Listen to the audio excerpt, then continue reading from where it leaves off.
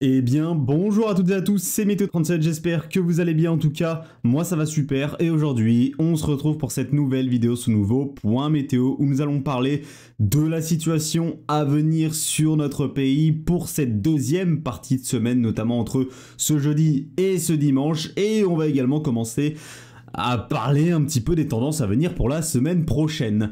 Alors, actuellement, la situation, elle n'est que très peu fiable sur les modèles, on a énormément de différences, on sait à peu près quels secteurs seront concernés par les orages à venir dans ces prochains jours, mais on a énormément de mal à discerner leur intensité, où est-ce qu'ils vont passer exactement.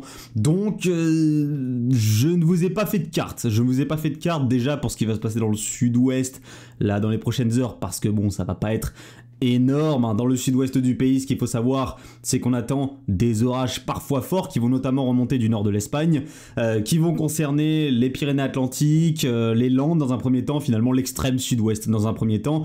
Potentiellement quelques orages pourraient aussi se développer du côté du golfe de Gascogne et concerner là un petit peu plus la Gironde, voire remonter jusqu'aux Charentes.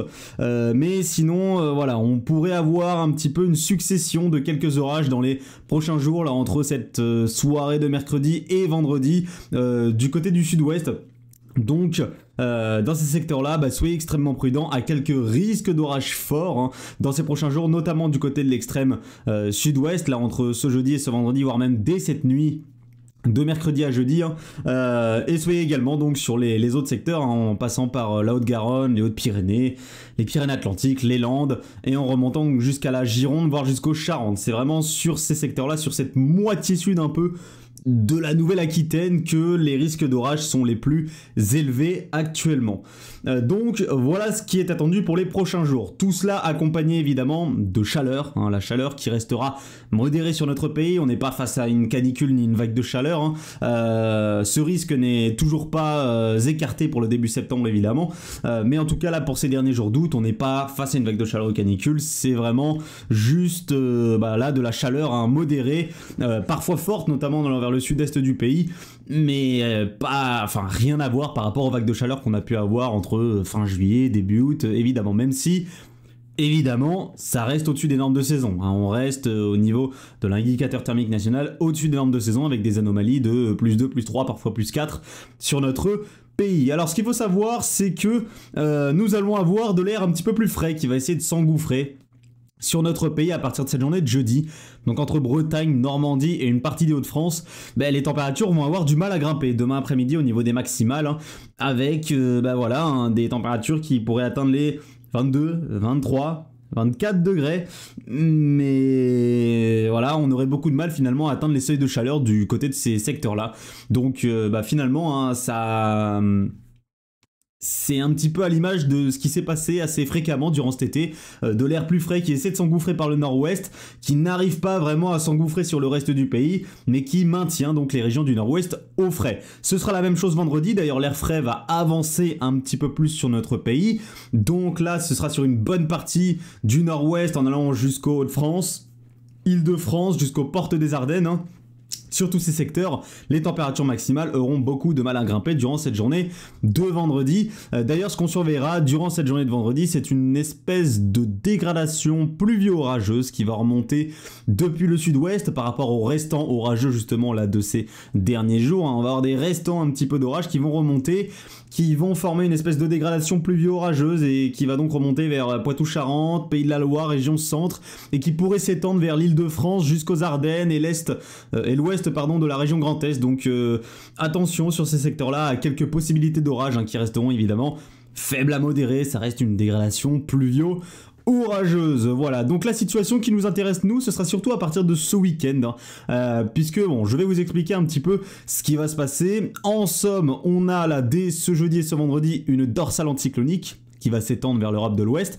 Cette dorsale anticyclonique, elle va remonter vers le Royaume-Uni et la mer du Nord. Elle va permettre le développement d'un anticyclone à 1025 hectopascales, hein, et cet anticyclone là, eh bien il ne va pas vraiment nous concerner finalement, il ne va pas vraiment venir nous influencer, il va surtout venir protéger les secteurs entre le Royaume-Uni, la mer du Nord et la Scandinavie, et nous serons finalement beaucoup plus influencés ici par ces basses pressions et ces petites gouttes froides qui tentent de s'infiltrer ici par l'Atlantique entre toutes ces hautes pressions. On voit très bien les faiblesses ici des hauts géopotentiels et des conditions anticycloniques, hein, qui permettent donc voilà, à ces basses pressions de l'Atlantique d'essayer de pousser un petit peu plus et permettent donc l'apport d'humidité, d'instabilité et donc permettre le développement d'orages sur notre pays. Alors comme vous le voyez, ces basses pressions, elles sont plutôt coltinées à l'ouest de notre pays. À l'est, malheureusement, on pourrait toujours être influencé par des géopotentiels plus hauts, des pressions un petit peu plus hautes, même si en somme sur notre pays, généralement on reste au milieu d'un marais barométrique. Mais au niveau des géopotentiels, pardon, il pourrait rester un petit peu haut du côté de l'est du pays. Alors GFS est un petit peu plus poussif dans les régions de l'est, mais vous allez voir que les autres modèles ne sont pas forcément d'accord. Donc par rapport à ça, on cerne surtout donc des risques orageux du côté de la moitié ouest de notre pays finalement. Enfin, l'ouest du pays sera concerné par des orages majoritairement. Donc je ne vous ai pas vraiment fait de carte, hein, je ne vous ai pas fait de carte pour ce week-end. Je vais attendre la sortie des modèles à maille fine et d'avoir vraiment une fiabilité plus haute que ce qu'on a actuellement pour vraiment vous sortir des cartes sur le risque orageux à venir ce week-end. En somme, ce qui est à attendre, c'est des premiers développements orageux à partir certainement de la journée de samedi, d'abord par le sud-ouest du pays, et ensuite ces développements orageux pourraient remonter pour concerner finalement une grande partie de l'ouest du pays, remonter et se développer évidemment entre samedi, nuit de samedi à dimanche et journée de dimanche. Et donc, bah voilà, comme je vous l'ai dit, concerner une bonne partie du pays en partant du sud-ouest et en allant potentiellement jusqu'à l'Île-de-France, les Pays de la Loire, voire les Hauts-de-France, la Normandie. Alors il y a une mauvaise nouvelle pour vous, amis bretons, hein, c'est que certainement là, pour cette fin de semaine, malheureusement, vous ne serez que très peu concernés par des risques orageux. Les risques orageux seraient certainement un petit peu plus à l'intérieur des terres ici, entre le sud-ouest, la Normandie, les Hauts-de-France, sur cet axe-là ici.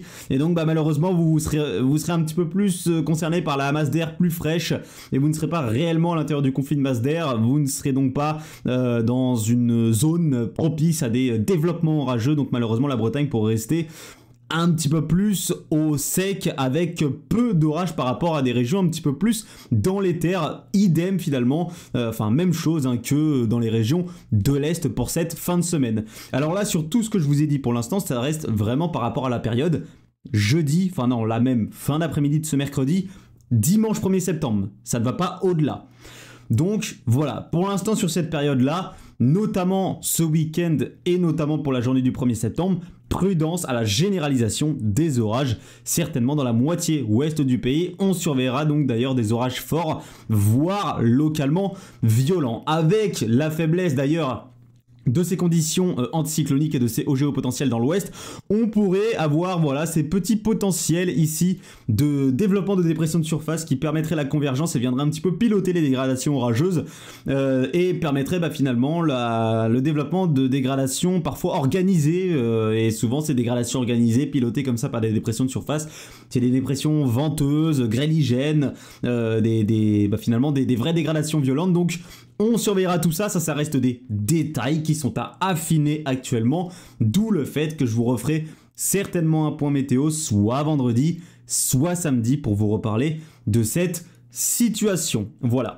Donc là-dessus, GFS, il est quand même très optimiste, hein, puisqu'il voit, vous voyez, les géopotentiels un petit peu plus bas pousser là vers les régions de l'Est, parce que les autres modèles ne sont pas en accord. D'abord, on va regarder un petit peu la suite, et voici ce que nous propose GFS, en accord d'ailleurs à peu près avec le modèle CEP. Icon semble commencer à aller vers ce scénario. GEM, j'ai pas trop regardé, je regarde pas trop le modèle GEM dernièrement, et UCMO par contre ne va pas vraiment dans ce scénario là il me semble. Donc là au niveau de ce scénario, eh bien il est pas très optimiste, notamment pour la deuxième partie de semaine, je vous le dis direct.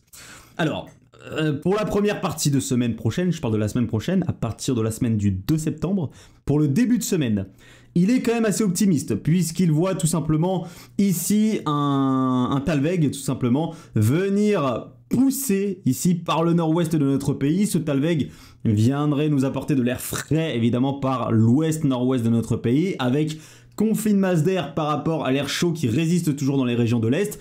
Et donc, une synoptique orageuse assez généralisée finalement sur notre pays, avec de nombreux développements orageux là, en allant vers les régions centrales, le sud-ouest du pays, en allant même potentiellement vers le centre-est, Pays de la Loire, voilà, Normandie, Hauts-de-France, tout ça.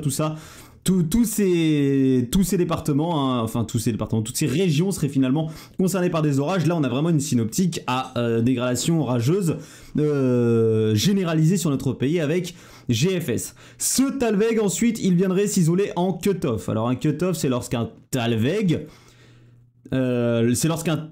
s'isole en goutte froide, parce qu'il faut savoir, pardon, c'est qu'un Talveg, il est formé par une petite dépression d'altitude qui vient donc former ici ce petit creux là avec forcément de l'air un petit peu plus frais en altitude, puisque forcément si on a une petite dépression d'altitude, c'est un apport d'air frais en altitude. Donc on a cette petite dépression qui souvent est ici dans le creux du Talveg, qui donc attire un petit peu les basses pressions vers elle, et cette dépression, parfois, elle peut venir s'isoler entre toutes les hautes pressions. Et là, c'est ce qui va se passer, cette petite dépression, elle va venir s'isoler, donc c'est ce qu'on appelle un cut-off, autour de toutes ces hautes pressions.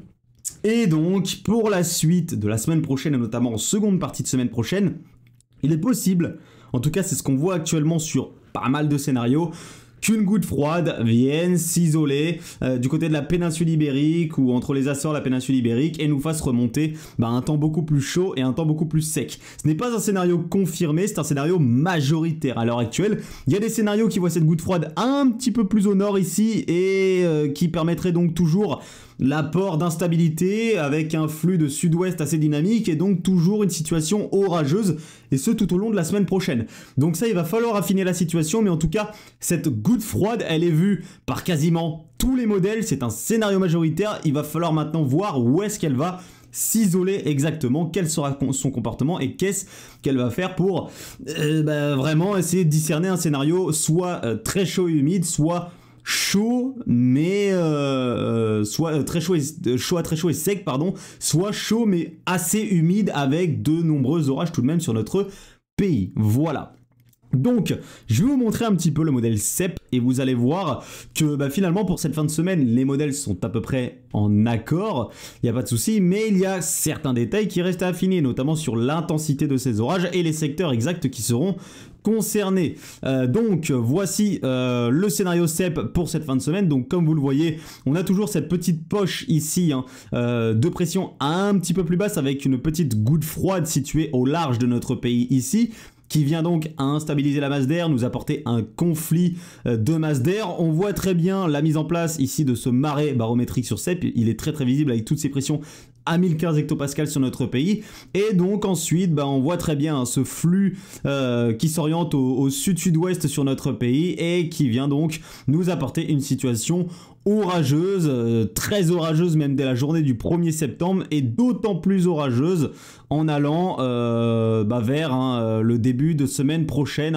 avec toujours ici les régions de l'ouest les plus exposées à tous ces risques orageux. Mais on voit que derrière, finalement, il y a un accord avec le modèle GFS, c'est-à-dire la goutte froide qui vient, qui glisse du côté du large de la péninsule ibérique, entre les Açores et la péninsule ibérique, et qui fait remonter de l'air très chaud et sec venu directement d'Afrique du Nord. On va même aller voir le modèle Icon.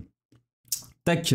On va aller voir le modèle Icon qui est d'ailleurs actuellement en train de se mettre à jour. Donc là, qu'est-ce qu'il voit? Parce que j'ai pas vu sa mise à jour du coup, 12Z. Alors Icon, il voit la goutte froide, quand même, avec des géopotentiels un petit peu plus des géopotentiels plus bas un petit peu plus généralisés ici, donc certainement un petit peu plus propice à un peu plus d'orage ici dans la moitié ouest du pays. Il était déjà assez optimiste, hein, le modèle Icon, il n'y avait pas de souci là-dessus, mais donc bah, il voit toujours finalement ce scénario orageux du côté des régions de l'ouest du pays, et on voit la possibilité ici de ces petites fameuses dépressions de surface dont je vous parlais, qui pourraient venir piloter les dégradations orageuses. Alors, on regarde les précipitations et je pense qu'on va les voir. Comme je vous ai dit au début du point météo, ça pourrait commencer donc par le sud-ouest du pays à partir de la journée de samedi, et ensuite ça remonterait vers la région un petit peu plus au nord. En tout cas, les restants de ces orages remonteraient un petit peu plus au nord, et d'autres orages pourraient venir de nouveau du sud-ouest et se généraliser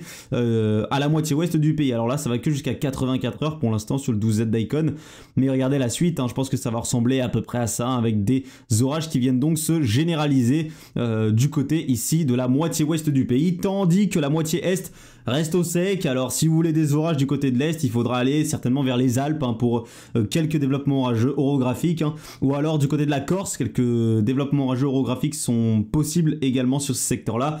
Mais en tout cas, la plupart des orages seront surtout, vous l'imaginez bien, dans la moitié ouest de notre pays. Après Icon, bon lui Icon c'était sur son 0Z, il voyait un scénario auquel je ne crois pas du tout, hein. C'est un scénario de décrochage, hein, d'une dépression venue ici du sud-est du Groenland, qui vient traverser par le sud de l'Islande l'Atlantique Nord, qui ensuite se dirige vers le Royaume-Uni tout en se comblant, et ensuite arrive du côté de notre pays, la France, et vient nous apporter finalement de l'air frais, hein. C'est une dépression qui vient du Groenland, avec un flux qui s'oriente ici à l'ouest-nord-ouest, mais j'y crois pas du tout. Ce scénario, vraiment, j'y crois pas du tout. Je pense que malheureusement, c'est surtout le scénario de gouttes froides comme GFS et CEP le voient qui va l'emporter.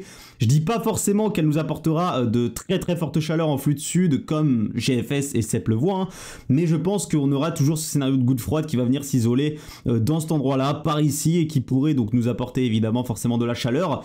Mais voilà, après je ne sais pas exactement quel sera le comportement de cette goutte froide. L'échéance est lointaine, ça reste quelque chose à affiner. Là, on est à une semaine d'échéance, donc il faudra affiner tout ça, et je vous en reparlerai évidemment dans un nouveau point météo. Tac, donc je suis de retour sur GFS, hein, et voilà, j'ai dit un petit peu tout ce qu'il y avait à dire finalement.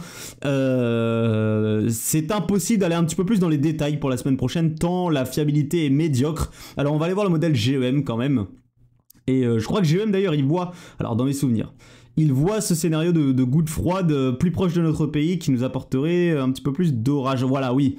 Oui, lui, GEM, il voit vraiment cette dépression, cette petite goutte froide s'isoler, mais rester quand même assez proche de notre pays, et qui nous apporterait donc un flux de sud-sud-ouest dynamique, propice à de violents, même très violents développements orageux sur notre pays, avec, on voit que les conditions sont optimales, avec un très très fort conflit de masse d'air, la présence en altitude de beaucoup d'air frais, tandis qu'au sol, l'air est plus chaud, donc beaucoup d'instabilité. Donc là, on est vraiment sur un scénario très très propice à de nombreux développements orageux sur le modèle GEM. Donc on voit que sur vraiment tous les modèles, à part le 0Z d'Icon, que sur vraiment tous les modèles, on a cette goutte froide qui s'isole. Maintenant, il faudra voir où est-ce qu'elle va s'isoler, quel sera son comportement exact, vers où elle va se déplacer, qu'est-ce qu'elle va faire, est-ce qu'elle va rejoindre les dépressions atlantiques ici pour former un Talweg comme sur le modèle CEP, est-ce qu'elle va rester en goutte froide pendant un certain temps. Voilà, il y a plein de détails comme ça qui sont à affiner encore, hein, durant les prochains points météo, les prochains jours, donc je vous en reparlerai. Évidemment, en tout cas, ce qui est à retenir déjà pour cette seconde partie de semaine, c'est que c'est la moitié ouest du pays qui est actuellement la plus exposée à des risques orageux. Ça va commencer par le sud-ouest déjà à partir de ce soir et cette nuit, avec des risques d'orage forts sur les secteurs que je vous ai cités précédemment au début du point météo. Donc sur tous ces secteurs, soyez extrêmement prudents. Et ensuite, donc en allant notamment vers le week-end et la journée du 1er septembre 2024, du dimanche 1er septembre 2024, eh bien, ces orages pourraient se généraliser un petit peu plus à notre pays, puisque les conditions seront à partir de dimanche beaucoup plus propice à la généralisation un petit peu de ces développements orageux dans la moitié ouest et à des orages potentiellement un petit peu plus actifs, un petit peu plus virulents, mais tout ça, ça reste à affiner. L'intensité pour l'instant, on n'a pas trop d'avis là-dessus. C'est pour ça d'ailleurs que je ne vous ai pas encore fait de carte et que je vous ferai certainement une carte à la sortie des modèles à maille fine lorsqu'on aura plus de détails. Merci à tous donc d'avoir suivi ce point météo. Je pense vous avoir à peu près tout expliqué, hein. Alors au niveau de la remontée de la ceinture subtropicale, je vous ai déjà expliqué le pourquoi du comment dans le dernier point météo. La mousson tropicale africaine actuellement qui est beaucoup plus au nord que la normale et qui est remontée un peu plus au nord là ces derniers jours et ces dernières semaines que la normale, donc qui permet la remontée justement déjà de ces hauts géopotentiels et de ces cellules anticycloniques beaucoup plus au nord, et en plus de ça la mise en place d'une phase MJO 4, début de phase 5 actuellement, propice à des fortes remontées anticycloniques du côté de l'Europe. Mais c'est des phases, alors certes, qui sont propices à de fortes remontées anticycloniques sur l'Europe, mais qui voient souvent, enfin c'est lors de ces phases souvent, on a des basses pressions qui tentent d'insister ici, proches de l'Europe de l'Ouest, et qui donc souvent peuvent venir titiller ici les pays de l'Europe de l'Ouest, comme ce qui est prévu finalement ces prochains jours. Et donc c'est finalement ce qu'on va avoir c'est un schéma typique des phases de MJO qui se sont actuellement mises en place du côté des latitudes équatoriales. Merci à tous donc d'avoir suivi ce point météo. Moi je vous retrouve donc certainement vendredi ou samedi pour détailler ce qui est à attendre à partir de ce week-end et pour le début de semaine prochaine, avec de nombreux orages attendus notamment dans la moitié ouest. C'était Météo 37, passez une bonne fin de journée, bye tout le monde.